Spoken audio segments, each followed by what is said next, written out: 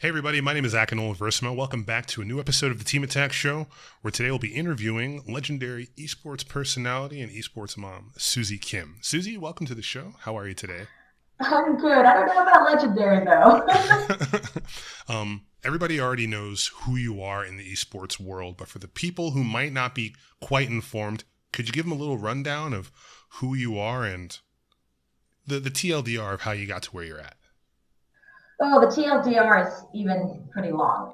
Well, I've been in esports for about 12 years. I started off because I really liked Brood War and used to go watch the games in South Korea. I lived in Korea for the last 10 years, and so I was very fortunate that I could go to, watch MBC and all the OGN broadcasts. And through that, I just got to meet a bunch of people. I ended up casting alongside Tasteless for Film TV season 2 for Brood War. But other than that, I was also very active on the Team Liquid forum site for StarCraft. And because I was in Korea, I was able to do interviews with Korean players, find merchandise that you could only get in Korea and be able to share it with the Western fans. And a lot of my background, I guess, comes from being like this bridge connector between the East and West in a way. Okay. I actually wanted to talk to you a bit more about that bridge connecting. So, what brought you to esports originally? Is it something that you've always wanted to do, or is it something you kind of just fell into? Esports for me was always fun. So, like I said, I lived in Korea, and back in like 2005, I used to, come home from work and turn on OGN and watch some StarCraft, and I would just watch it on TV and go watch it just because I liked it. And I play the game, and I'm really, really bad at the game. But it's just a hobby of mine that ended up becoming a profession, I guess, because back then it was really hard to be full time in esports. But nowadays, because the industry is growing so much, it was a lot easier for me to just take that jump and get into esports full time. Have you found the esports world to be accommodating of the path that you've taken to the status that you are now? Because I know a lot of people who are getting into esports who, now that it's mainstream, everyone, their mother is getting into it, trying to cash out, so to speak. Some of the intentions of people getting into esports might be a little, with ill intent. Have you had to deal with any of that? No, I think it's because I've organically been a part of the community, starting with Brood War, like I said, and then a little bit into StarCraft 2, League of Legends, and now I'm mainly focused on Overwatch. But for me, it hasn't been that big of a deal because I think those who have been in esports for a very long time can vouch that I just like it. I'm not here to be famous. I'm not really here to try to cash in on it, like you said. It's a hobby. I really just like it. What are some misconceptions about the esports scene that you might be able to give advice to people getting into it? It seems like an easy gimme, like all these investors throwing piles of money to maybe unorganically. And I'm saying that their ideas or that their wants are malaligned or malicious by any sense, but it definitely doesn't seem as organic as someone like you might be or No, Thorin. I mean, I understand that. Me, for one, I am happy that all this money is coming into esports because I just feel like there's just so much potential and so much room to grow. And so that's great. But ultimately, at the bottom of it, I think those who work in it and like any industry, I think it should be a passion project. And I'm going to go ahead and use the hashtag passion. Um, I think no matter what you do, you really need to enjoy what you're doing and really want it to grow and watch it thrive. And those are the key factors of longevity in a certain position or a certain team or a certain space in the industry. I wanted to talk about family really quick. You coming from you being the daughter of Korean parents, me being a black man, there is the shared association of parents having an ideal path that you might want to follow. And then when you deviate from that path, there might be some headbutting. Did your parents support the decision to be in esports compared to with what they would rather see you be do? Well, I have a master's degree in applied linguistics, Oh, and cool. I've been a teacher for 7 years. I pursued a life of education, I taught, I did the whole traditional, what my parents wanted or not wanted, but what's more secure for them. But throughout all that, I did esports on the side as for fun. I would help um, get all the merchandise and do all the interviews on my free time. I definitely wasn't paid for all of that. In the beginning, it was definitely just a hobby of mine.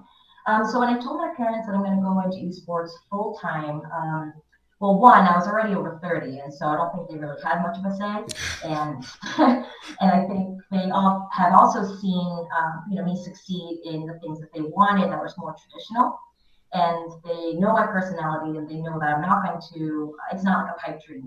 I am very organized, and I am very methodical in certain things.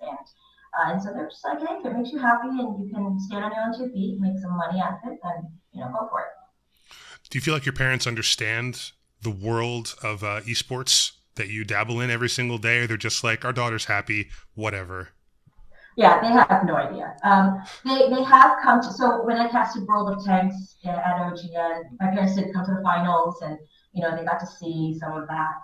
They do watch my interviews, and they think it's interesting. They have no idea what esports actually is. They just think it's like video games and stuff. And but yeah, I think ultimately they're happy for me because as long as I know what I'm doing, that's fine. Wonderful. I'm curious. So you've got the title. You got the title of esports mom. Can you tell me how that came to pass and why you wear that nickname so proudly? I quite like that nickname.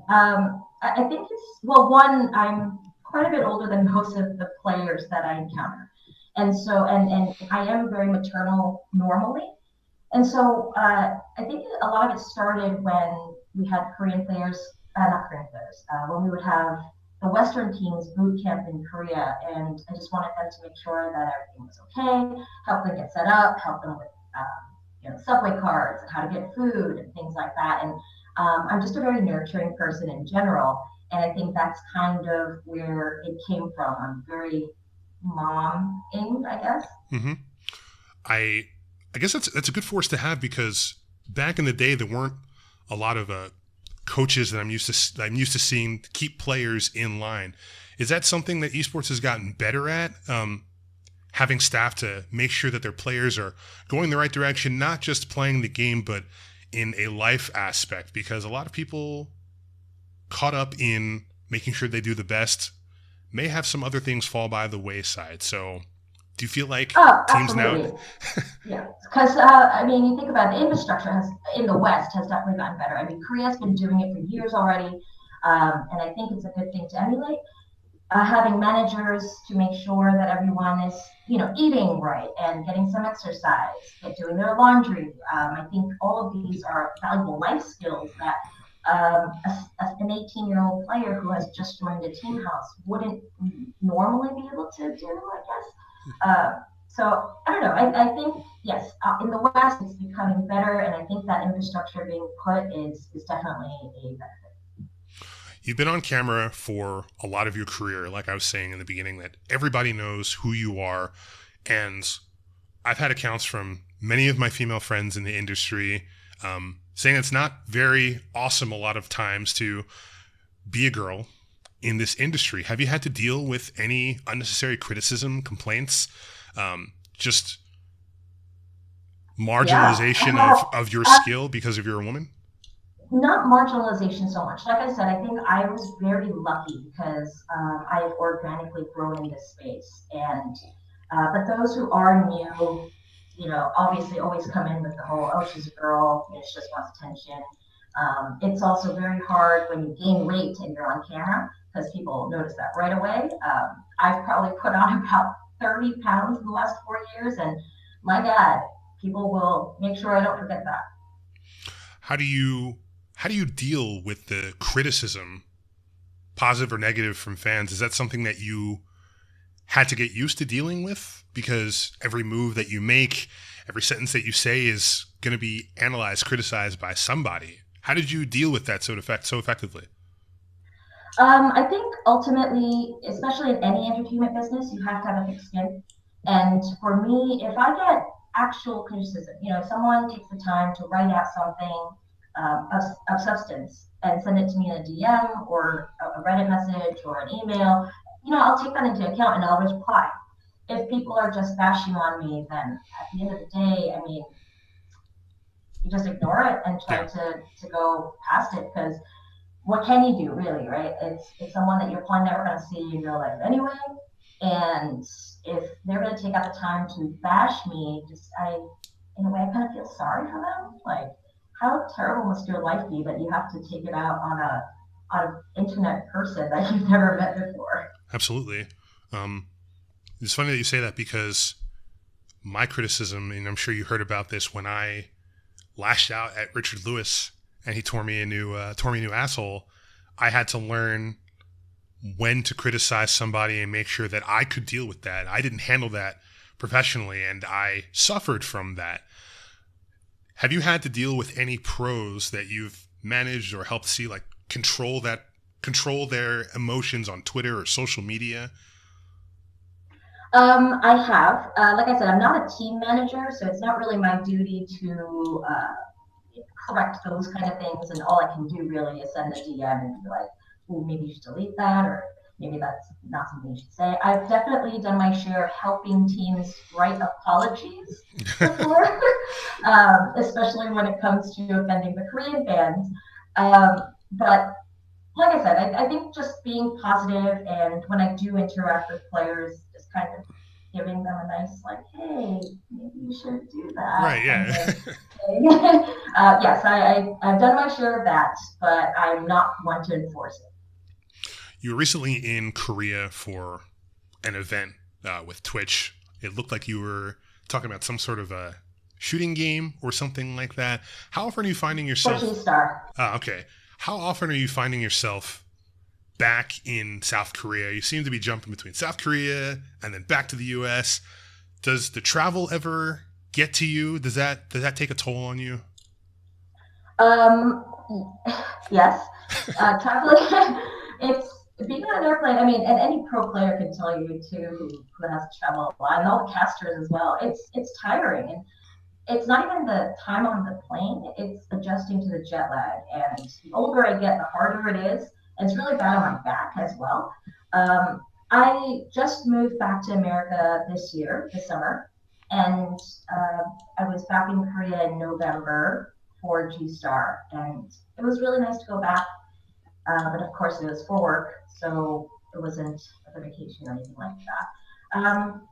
But at the same time, it's exciting. I really love what I do, and I love being able to represent Twitch and talk about esports wherever I am. And so it's I don't know. I guess when I get there, there's like a weird rush of new adrenaline that kind of keeps me going, and then as it all winds down, I just go into my hotel room and crash. This might be a loaded question, but I'm hoping you can answer it for me. Do you, like I said, you've been in front of the limelight, in front of the camera. Is that something that you're going to still continue to pursue, or do you plan on taking a back seat? Like, what is your plan in the esports world? How do you want to affect it? How do you want to shake things up? How do you want to continue to be a part of this, which has encompassed your life so much? I personally enjoy being in front of the camera. To an extent, of course. And I've been really lucky where I got opportunities with ESPN to do some video interviews. I've had some opportunities with Blizzard. They had me do some of the virtual ticket stuff at BlizzCon this year. I think being in Korea, it was harder for me to get these gigs, and now that I'm back, there seems to be more opportunity. I don't know. I mean, it's not like I don't have a talent agent or anything like that. I kind of find what I can do. I enjoy making content. I think more than being in front of the camera, I enjoy making content, and I enjoy being able to use my skills in being able to speak Korean and my relationships with players and casters to be able to bring some of their stories forward for the community. And I think that's what drives me. With your experience being a veteran in esports, what are some tips and tricks that you can give to people aspiring to maybe become just like you one day? I mean, obviously everyone has to find their own path, but as time goes on, it's going to be getting harder and harder to break into esports. So knowing what you know now, if you could tell past you back then, best practices or best tips and tricks, what would you tell yourself? Just keep at it. I mean, I think it's the content creators, it's those who do things because they love it and not for the fame or money who really shine at the end of the day. I get a lot of people asking me how to do stuff, and I was like, for me, back in the day, I paid my own way to events um, so that I could get in front of the camera and get known, and so that people would recognize me as someone who is valid in the scene. Um, I would say, yeah, just keep doing it because you enjoy it. Just press on and try to get as much visibility, and don't expect to have a quick payoff. And yeah, I guess that's about it. We've been talking about esports for a bit now, but I figured I would ask you some more lighthearted stuff because obviously your life is not 100% esports. I follow you on Instagram. Oh, but it is. Oh, but it is. Okay, so I follow you on Instagram, and if you guys don't follow Susie on Instagram, you should. I notice you post a lot of delicious food when you are traveling about, and I'm a foodie myself. I love going to places and trying new things. South Korea is a place that I've been wanting to go to for a very long time. Just hasn't happened yet.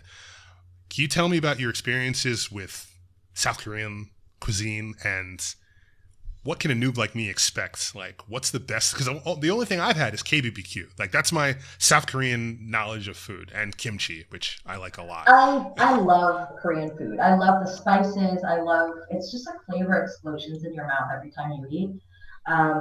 We use a lot of red pepper. We use a lot of bean paste, a lot of soy sauce, more red pepper, and a lot of red pepper. But it's delicious. I love the stews that we have, like the kimchi jjigaes, and um, I, I don't know. I think, to be honest, I think you just need to go out there, go to K Town or something, and close your eyes and pick something on the menu.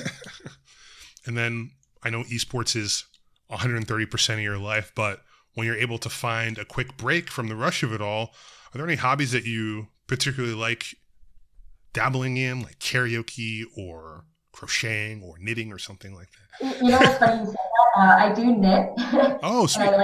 I cross stitch. Or sometimes I'll just sit and play Candy Crush because it's so much fun. I could be on the couch doing that. Yeah, I like little arts and crafts kind of stuff for sure. And I also like sports. I like going skiing. I'm a snowboarder, Oh, cool. so I do that. It's just a lot more expensive to do here in Yeah, I would America. imagine. I noticed.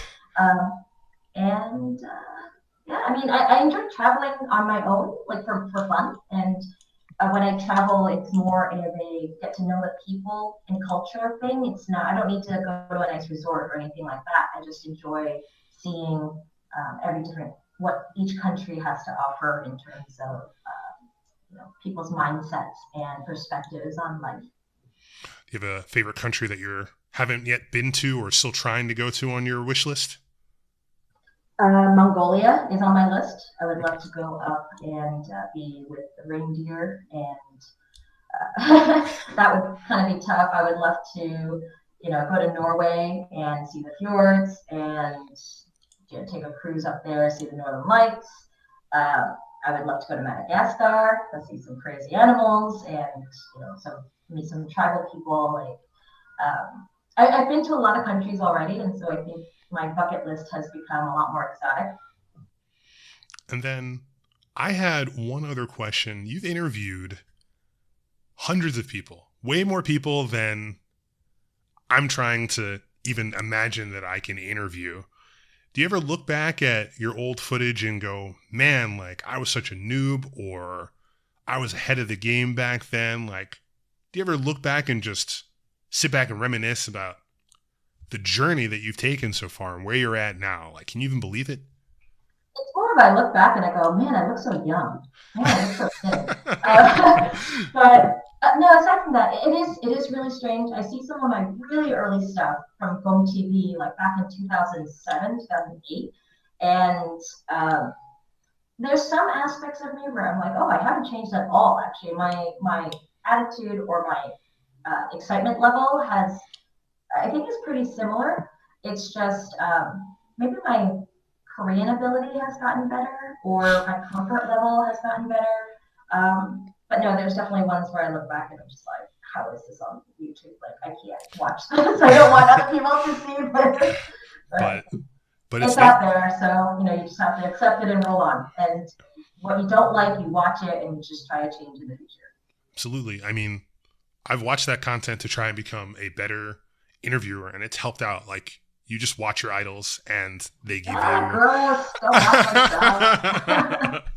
No, I really do appreciate you taking the time out of your schedule to speak with me, and I hope you enjoyed the very light grilling that I gave you. I wanted to try and just keep it general for people that might not have known about you, and it's always a pleasure to run into you and talk to you, and hopefully at the next event I can ask you more stuff and get to know you more. So I appreciate it. Yeah, for sure. Thank you very much for having this interview with me. Surprisingly, I mean, people say that I don't know, people say like people know who I am, etc. But a big part of what I do, I think, is very behind the scenes, and I haven't really been on the stage much on the Western front. So I don't know how well people actually do know who I am. But yeah, no, for me, I'm a big fan of you too. I love your content, and so this is cool. Thank you so much for having me be a part of your show. No problem. Where can people find you in case they don't know where to find you? What's the best place? I'm on Twitter a lot. It's at lilsusie, LILSUSIE, even though I'm not very little anymore, but it's an idea I made when I was like 13, and so kind of can't change it now. And my Instagram, in case you guys do want to see some food pictures, it's just Susie Kim. And I like photos of scenic places and food, and my cat. Great. Okay, well, guys, thank you very much for watching. I hope you enjoyed the interview. We'll be back with another cool person later on. If you aren't subscribed to the show, make sure to hit that subscribe button, hit that bell so you guys know next video that comes up. Until next time, I'm Akinola Verissimo. Have a wonderful rest of